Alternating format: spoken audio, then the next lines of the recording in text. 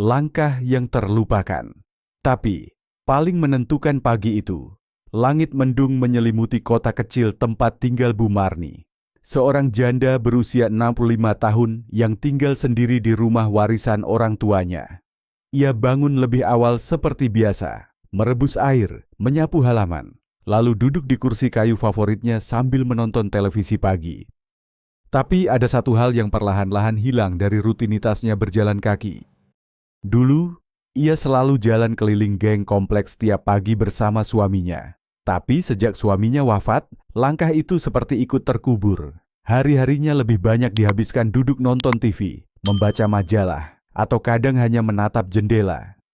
Sampai suatu hari, ia merasa dadanya sesak saat naik tangga, nafas terengah, detak jantung tak beraturan. Ia mengira itu hanya kelelahan biasa, tapi setelah diperiksa, tekanan darahnya tinggi dan aliran darah ke jantungnya mulai terganggu. Bu Marni tidak pernah makan gorengan berlebihan. Ia juga tidak merokok, tapi tubuhnya memberi sinyal yang jelas terlalu lama diam, terlalu sedikit bergerak. Banyak lansia tidak sadar bahwa tidak berjalan kaki setiap hari adalah kebiasaan paling berbahaya untuk jantung. Duduk terlalu lama membuat darah mengalir lambat, lemak menumpuk di pembuluh darah, dan tekanan darah naik perlahan. Dan ini tidak terasa, sampai satu hari tubuh benar-benar menyerah.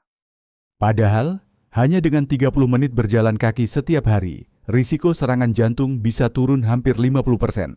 Tidak perlu lari, tidak perlu alat olahraga mahal, cukup jalan santai di halaman, di sekitar rumah, atau ke warung dekat masjid. Jalan kaki memperkuat jantung, memperlancar oksigen ke otak, menurunkan stres, mengontrol gula darah, dan menjaga berat badan. Bu Marni akhirnya memutuskan untuk menghidupkan kembali langkah-langkah kecilnya. Ia mulai dari 5 menit setiap pagi, lalu meningkat perlahan. Ia tak lagi takut berjalan sendiri, karena ia tahu setiap langkah adalah doa untuk jantung yang lebih kuat. Bapak, Ibu, jangan tunggu sampai dada terasa nyeri. Jangan tunggu peringatan dari tubuh baru kita bergerak. Karena langkah kecil hari ini bisa jadi penyelamat besar di masa depan. Rasa gurih yang diam-diam menyiksa jantung Pak Warto, 98 tahun. Setiap pagi punya satu kebiasaan yang ia anggap paling nikmat, menabur sedikit garam tambahan ke atas telur rebus dan bubur ayamnya. Biar ada rasa, katanya. Siang hari, ia menyantap mie instan kesukaan, dan malamnya sering makan nasi dengan ikan asin atau sambal terasi. Semuanya terasa enak. Tapi ada satu yang tidak terasa, tekanan darahnya perlahan naik. Suatu siang, saat sedang menyapu halaman, Pak Warto merasa pusing, pandangannya berputar, keringat dingin mengalir dari pelipis. Ketika dibawa ke puskesmas, tekanan darahnya melonjak tinggi. Ia terkejut karena merasa tidak pernah makan yang aneh-aneh. Tapi setelah ditelusuri, jawabannya sederhana: terlalu banyak garam setiap hari. Banyak orang berpikir bahwa bahaya garam hanya datang dari yang kita tambahkan sendiri ke makanan. Padahal, sebagian besar garam tersembunyi justru ada di makanan yang tampaknya biasa: roti tawar, kerupuk, sarden kalengan, bumbu instan, mie, dan bahkan camilan kemasan seperti keripik atau kacang asin. Garam, atau lebih tepatnya natrium, membuat tubuh menahan air. Akibatnya, volume darah meningkat dan pembuluh darah dipaksa bekerja lebih keras. Lambat laun, tekanan darah naik, jantung tertekan, ginjal melemah, dan risiko stroke meningkat. Lebih buruk lagi, garam ini tidak terasa berbahaya. Tidak membuat mual, tidak membuat sakit perut, tapi efeknya seperti bom waktu di dalam tubuh. Batas aman konsumsi garam untuk lansia hanyalah 1.500 mg per hari, atau kurang dari 1 sendok teh. Sayangnya, banyak dari kita melebihi itu tanpa sadar. Satu bungkus mie instan saja bisa mengandung lebih dari setengah batas harian.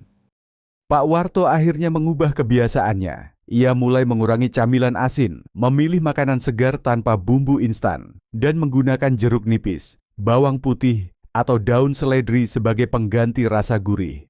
Awalnya hambar, tapi 2 minggu kemudian, lidahnya mulai terbiasa. Bahkan makanan alami mulai terasa lebih nikmat.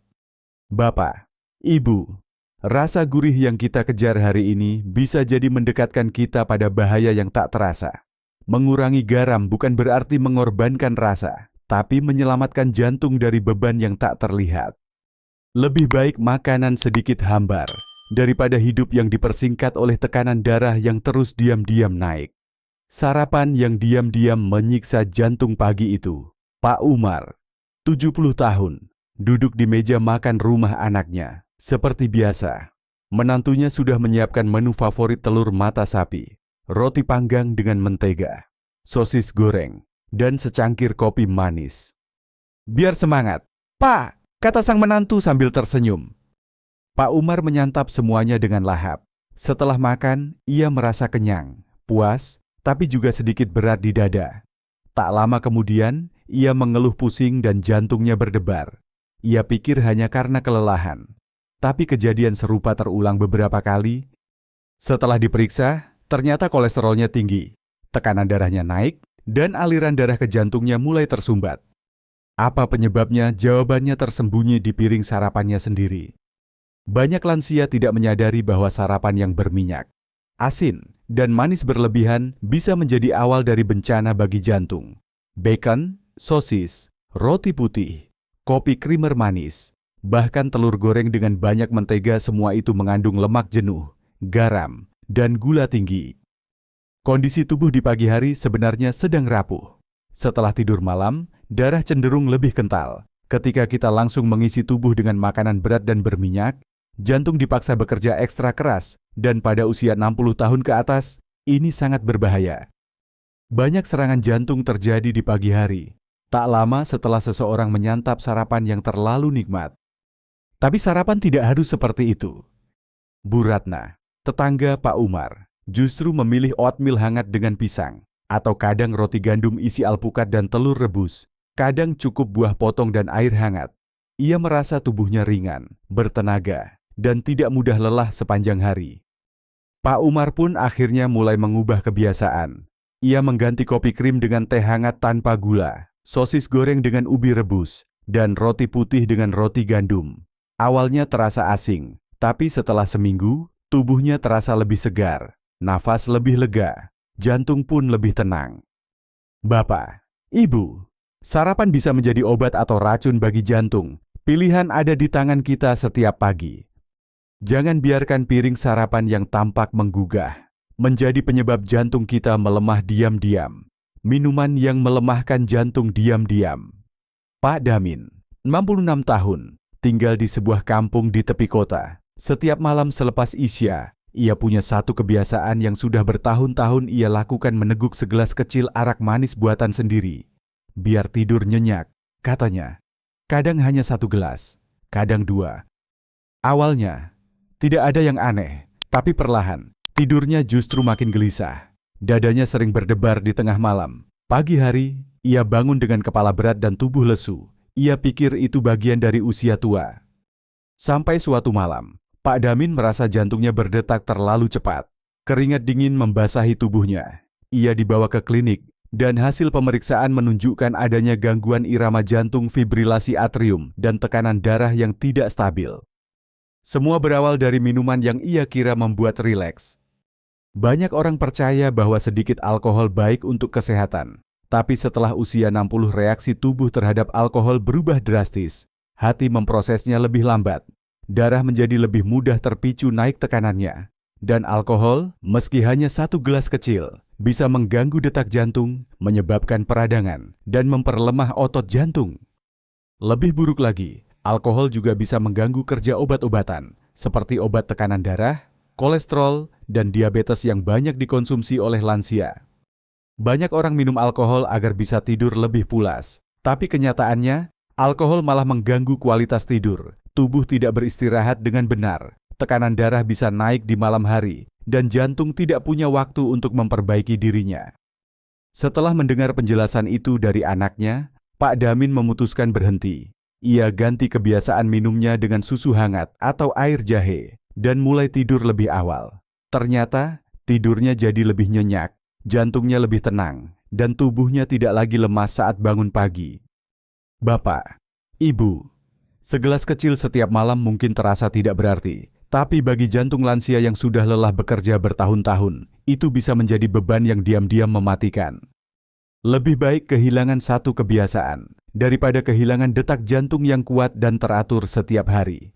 Diam, menyimpan stres, pelan mengiris jantung Bu Sri, 63 tahun, sudah bertahun-tahun memendam rasa. Sejak suaminya meninggal, ia tinggal sendiri di rumah kecil di ujung desa. Anak-anaknya tinggal di kota. Setiap kali ditanya kabar oleh tetangga, ia hanya tersenyum. "Baik kok, Bu." Tapi dalam hatinya, ada sesak yang tak bisa dijelaskan. Kadang ia menangis diam-diam malam hari. Kadang ia marah sendiri pada nasib. Tapi semua disimpan rapat. Tak ingin merepotkan siapa-siapa. Lambat laun, tubuhnya mulai menunjukkan tanda. Jantung sering berdebar. Tengkuk terasa tegang. Dadanya kadang terasa berat meski ia tidak melakukan apa-apa. Ia pikir itu karena usia. Tapi saat diperiksa, tensinya tinggi. Denyut jantungnya tak stabil. Dan dokter menyebutkan kemungkinan tekanan emosi sebagai penyebabnya. Banyak lansia seperti Bu Sri, mereka tidak makan berlebihan, tidak merokok, tapi tetap mengalami masalah jantung. Mengapa? Karena stres yang tidak dilepaskan adalah beban berat bagi jantung. Saat kita memendam marah, sedih, atau rasa bersalah, tubuh melepaskan hormon kortisol dan adrenalin. Hormon ini membuat detak jantung naik, pembuluh darah menyempit, dan tekanan darah melonjak. Bila terjadi terus-menerus, jantung dipaksa bekerja keras tanpa istirahat yang cukup. Bu Sri akhirnya belajar menulis di buku harian, menyampaikan isi hatinya di kertas. Ia mulai ikut pengajian ibu-ibu setiap minggu, sekadar untuk ngobrol dan tertawa ringan. Ia juga mulai menelepon anak-anaknya, bukan untuk mengeluh, tapi sekadar berkata, "Ibu kangen." Dan perlahan, tubuhnya mulai terasa ringan, jantung tak lagi sering berdebar, dan wajahnya pun tampak lebih damai. Bapak, Ibu, diam bukan selalu tanda kuat. Kadang, diam justru membiarkan luka hati tumbuh dan menyerang jantung dari dalam. Berbicara, menulis, bersyukur, atau menangis itu bukan kelemahan. Itu cara hati dan tubuh kita melepaskan beban. Karena jantung bukan sekadar organ yang berdetak, ia juga merasakan apa yang kita pendam diam-diam. Penutup, jantung kita masih ingin berdetak lebih lama Bapak, Ibu yang saya hormati. Sejak kita lahir, jantung telah bekerja tanpa henti. Ia berdetak untuk kita dalam suka maupun duka. Tidak pernah minta libur, tidak pernah mengeluh. Tapi setelah 60 tahun lebih, jantung itu mulai butuh bantuan kita. Ia tidak sekuat dulu. Ia tidak bisa lagi menanggung semua kebiasaan lama yang dulu mungkin tidak terasa. Kita sudah bersama-sama membahas 5 kebiasaan yang tampaknya sepele, tapi diam-diam bisa merusak kekuatan jantung. Diam di rumah tanpa jalan kaki. Konsumsi garam berlebihan dalam makanan sehari-hari. Sarapan berat penuh lemak dan gula. Minum alkohol kecil yang terus jadi kebiasaan. Memendam stres, marah, dan sedih tanpa pernah dilepaskan. Semua ini bukan soal pantangan, bukan soal larangan keras, tapi tentang kesadaran bahwa di usia ini, setiap keputusan kecil memberi dampak besar. Apa yang kita makan, apa yang kita rasakan, apa yang kita simpan dalam diam, semuanya mengalir langsung ke jantung kita. Tapi kabar baiknya, belum terlambat. Kita masih bisa memilih, masih bisa berjalan perlahan setiap pagi, masih bisa mengganti garam dengan daun seledri atau jeruk nipis, masih bisa sarapan dengan buah, oatmeal, atau telur rebus, masih bisa memilih teh hangat ketimbang minuman keras. Dan yang paling penting, kita masih bisa berbicara, berbagi, dan memaafkan.